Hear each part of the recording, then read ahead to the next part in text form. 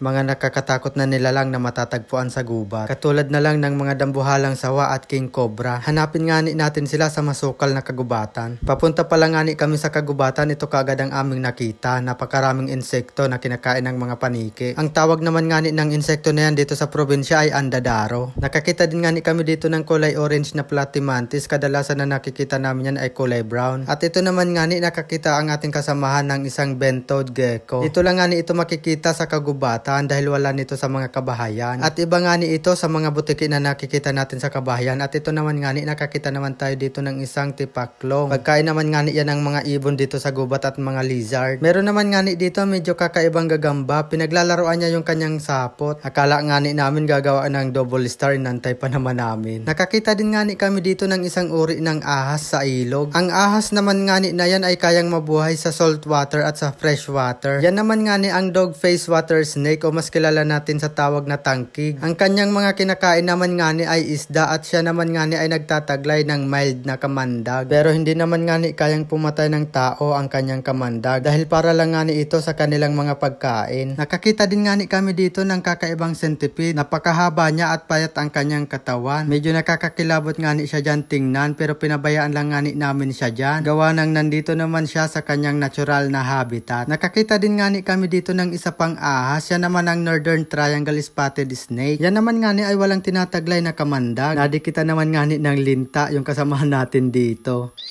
Dali na, nagagata! Dali na rin daw, nagagata. Pero sundan ko kayo. Puta ka na yun. Oh, yun na. Video.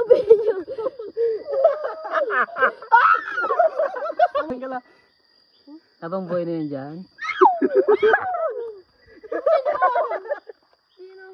Ito naman nga ang sunod namin na nakita, isang baby na Mueller wolf snake. Yan naman nga ay walang tinataglay na kamandag. Pero naglalabas nga yan ng masamang amoy pag hinawakan. At meron din nga dito isang napakagandang ibon kaso napakataas niya. At meron din nga dito isang langgam na napakaliit pero napakasakit nga niya na makakagat. Hindi ko lang nga sigurado kung ito yung tinatawag na bullet ant. Nakakita din nga kami dito ng isang napakagandang bulaklak. Ang pagkakaalam ko ginagamit yan pang dekorasyon. May nadaanan din nga kami dito isang marijuana farm. Ayun napakarami nila. Nakakita din nga kami dito ng maliit na ahas. Yan ang tinatawag na kalamarya. Kadalasan to na nakikita sa ilalim ng halamanan. Pero yan naman nga ay walang tinataglay na kamandag. May napansin din nga kami dito na parang mga bula-bula. Ano kaya ang may gawa niyan? May nanginginain naman nga dito na isang katydid. Napaka-cute naman nga niya dyan na tingnan. Meron din nga dito sa unahan lang isang gagamba. Medyo kakaiba nga siya dyan parang zombie na gagamba. Nakakita din nga kami dito ng isang bahay ng mga bubuyog or ligwan kung tawagin dito sa amin. Parang pwede na nga kunin ang pulot niya. Meron din nga dito isang napaka-cute na sunbird.